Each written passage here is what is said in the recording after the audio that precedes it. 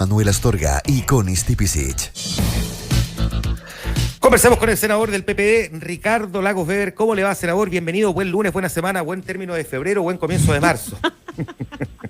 Ya me cansé. Ya, ¿qué me faltó? Que todo dure bronceado, que no claro, todas esas cosas. Exactamente. Guarde la arena en los bolsillos y todas esas cuestiones, para que cada cierto rato claro, la toque y se acuerde de la auto, sensación. ¿Ah? Oiga, senador, se viene marzo. Dígame. En resumen, se viene marzo. ¿Qué es lo que más le inquieta de la llegada de marzo a usted? Oye, la pregunta. A ver, primero, yo creo que el gobierno pareciera que hay mucha conversación, desde el oficialismo me refiero, no estoy hablando de la oposición, de pedir, digamos, tal vez una reestructuración al interior del gobierno, que imagino que tendrá lugar en algún momento. ¿Ya? A mí no me inquieta tanto eso, pero creo que eso va a ocurrir. Y sí quisiera que en el mes de marzo pudiéramos ir fijando rápidamente lo que son, cómo va a abordar las prioridades en materia tributaria, en materia de reforma de pensiones. Yo creo que se cumple un año de gobierno, ¿va? Vamos a empezar con los balances, pues yo lo dejaría para la semana que viene, los balances fueron en total, pero creo que se ha ido un año y a partir de ahora hay que empezar a tener delivery. Hay que empezar a mostrar resultados en temas estructurales, no solamente la coyuntura que nos convoca, los incendios forestales, el tema de la delincuencia, el control de la inflación, etcétera, el crecimiento económico, pero creo que también un gobierno tiene que dejar legado, y yo espero que la reforma tributaria, junto con el royalty de la minería, entre paréntesis, lo uno, ¿ya? Y el tema reforma de pensiones, espero que sean los temas en los cuales podamos avanzar y que el gobierno muestre resultados. Y para eso, cuando digo que esto, uno dice es fácil decirlo, para eso se va a requerir mucha flexibilidad, mucha capacidad de entendimiento, porque este es un sistema democrático, el gobierno no tenemos mayoría en el Parlamento, y eso nos obliga a sentarnos y conversar. Antiguamente se llamaba llegar a acuerdos, otros lo denostaron durante 30 años diciendo que esa era la transaca y la cocina. A medida de lo Pues bien, posible. la democracia se hace a partir de acuerdos. ¿Y usted cree que hay comprensión ya total de eso en el gobierno, senador, o le preocupa que todavía reinen un poquito los maximalismos? Yo creo que crecientemente sí. Yo creo crecientemente, Connie, que hay mirada, no te lo van a poner, no te lo van a escribir, no van a andar confesando con el cura, pero yo creo que políticamente la lectura es, acá tienen que haber modificaciones, ¿ya? Y el mismo presidente, él yo creo que ha señalado un camino.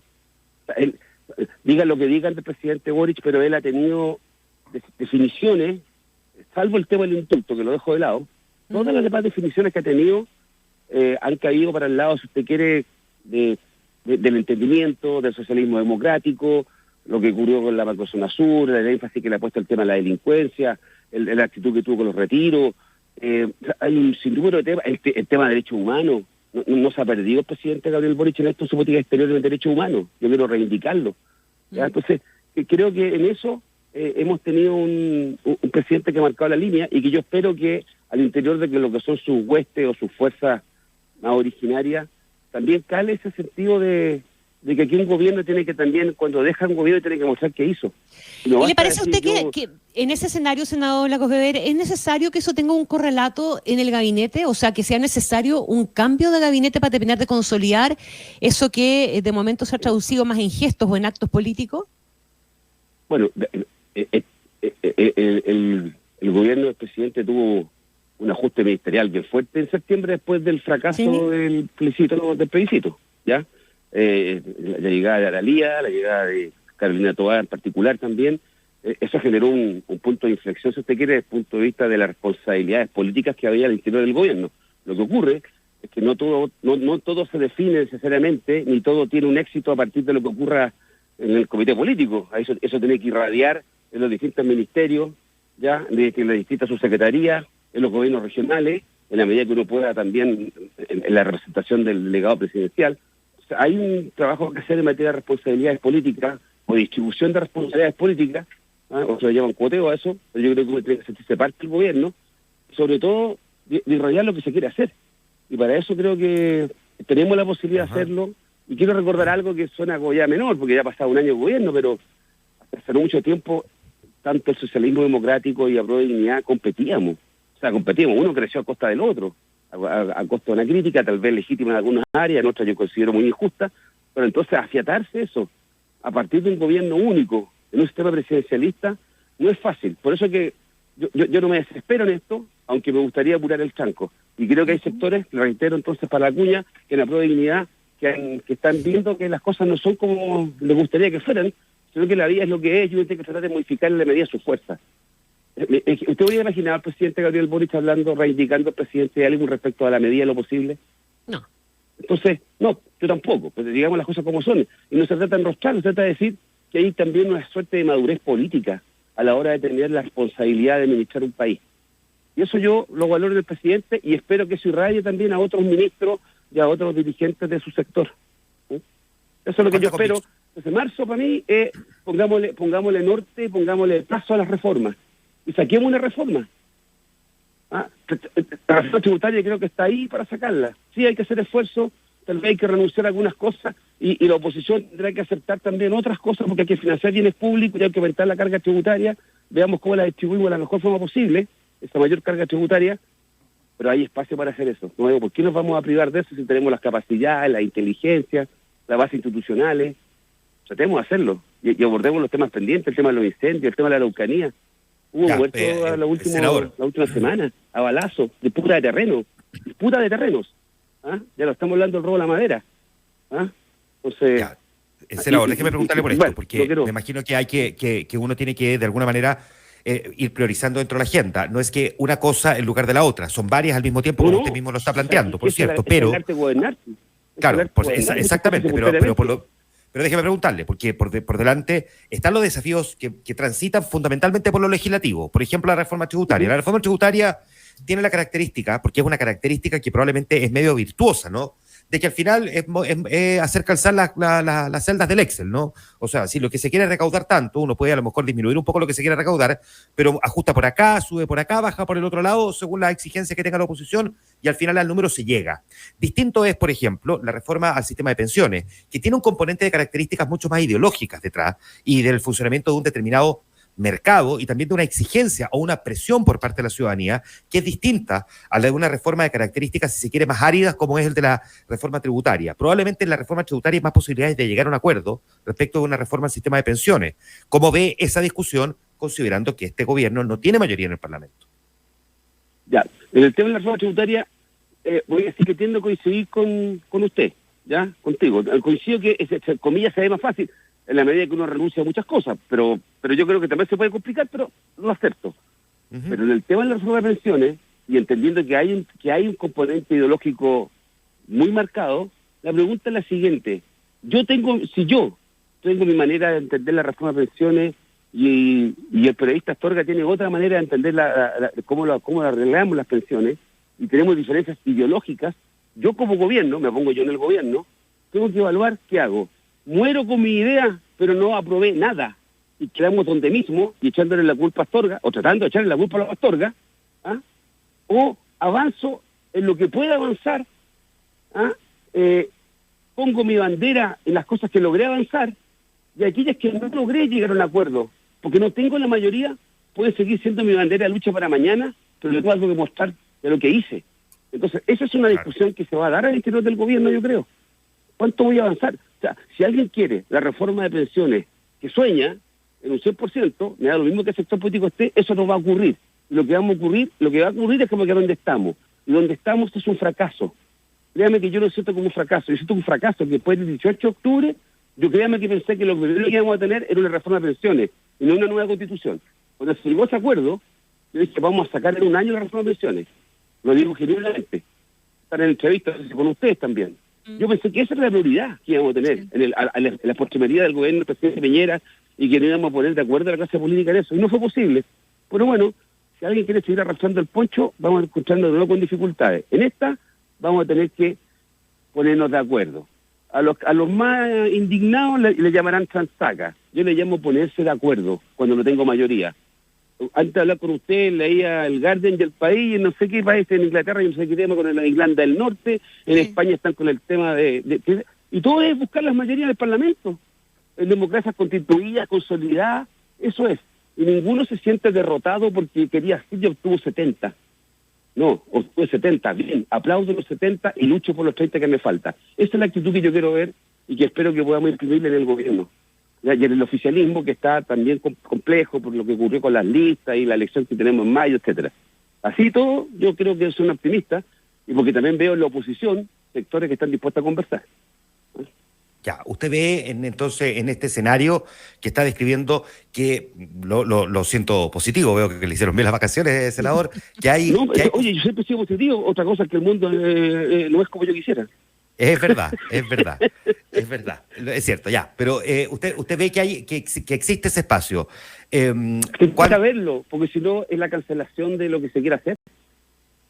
Ya, perfecto. Yo no logro conversar. Mira, yo veo la Comisión de Hacienda, somos 5 hoy día, somos 5 senadores, 3 de oposición y 2 del oficialismo, por así decirlo.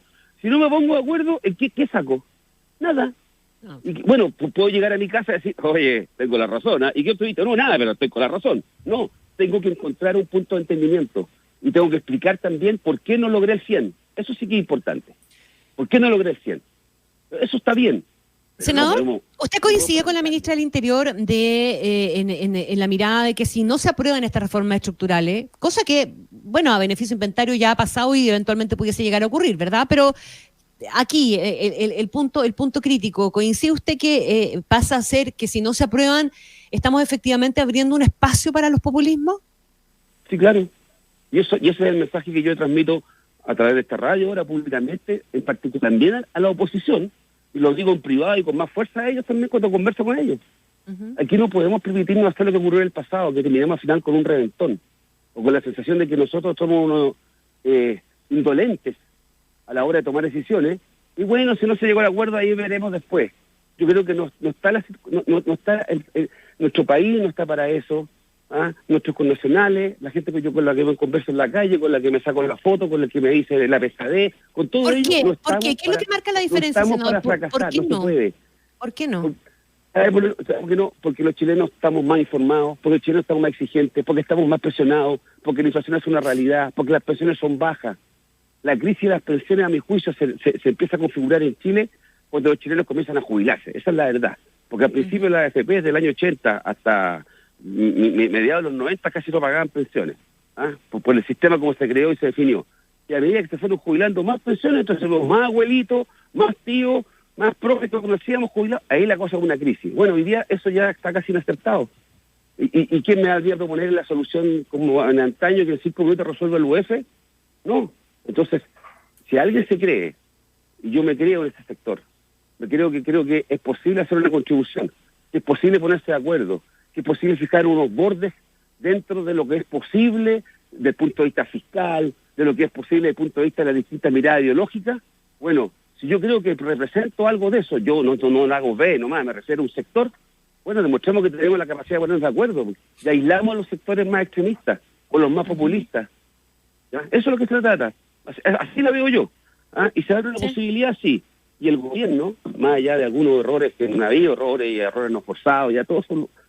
Creo que tiene a partir del presidente, creo que el nuevo gabinete que se compuso a partir de septiembre complementó a Mario Marcel, lo de Carolina, lo de Analía, lo de varios ministros, más allá de críticas que hay, creo que hay una capacidad para llevarlo a cabo esto. Y para eso sí significa no renunciar, porque hay sectores que dicen, yo no voy a renunciar a mi programa. No te pido que renuncie, te digo que abras los ojos, que veas que no tenéis mayoría, que ya no la tuviste, que nos pegamos un porrazo gigantesco el 4 de septiembre, que eso es una derrota política, no tiene otra palabra. Entonces, o se asume o se hacen los lesos. Y como no estamos condicionados a hacer los lesos, porque al gobierno le quedan 3 años, y tenemos mucho que hacer, vamos a conversar, nos sentamos, sacamos la reforma, y ojalá también saquemos cosas de conjunto para enfrentar temas reales, el tema de la migración, el tema del conflicto en el sur. Eso ya no es de un gobierno.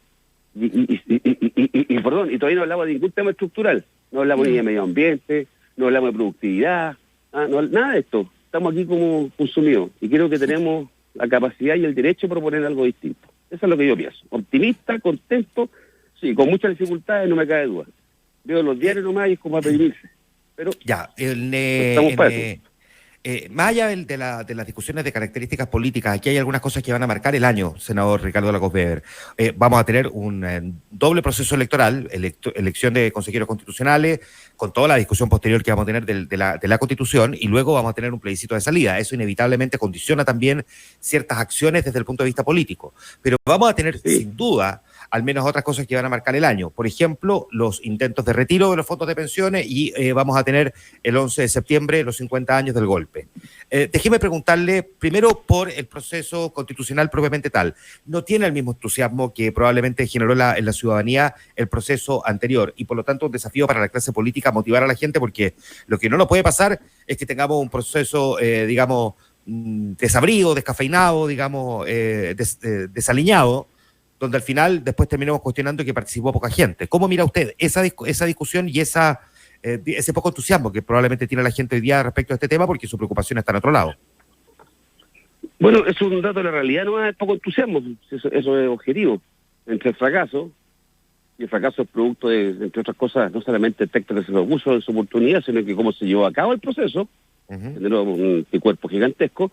Bueno, hoy día hay que pechugar con que este proceso no es la primera prioridad de los chilenos, pero hay que hacerlo, ¿para qué? Para despejarlo, y que no vuelva a ser un tema, ¿ya? Y no vuelva a ser un tema, para eso están los bordes que se fijaron ahora, o bordes, o como le llamaron, principios, bases constitucionales, bases lo mismo, constitucionales. con otro nombre, las bases constitucionales, vamos a elegir los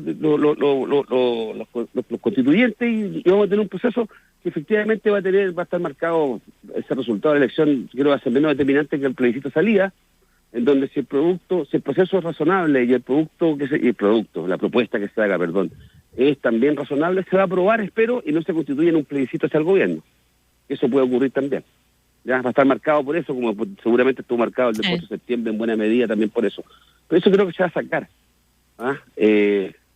Ya, o sea, ¿a usted no le preocupa mayormente ese proceso para despachar el tema, digamos? No, pero que no ponga que después a Lagos B no le preocupe. Claro, a Lagos B le da lo mismo el está bien encaminado, creo que está bien encaminado el proceso, creo que se van a aprender las lecciones de lo que ocurrió la vez pasada.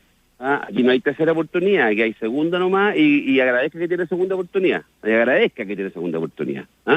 Ya, entonces cuando uno tiene que agradecer, tiene que ser más, tiene que ponerle más pino.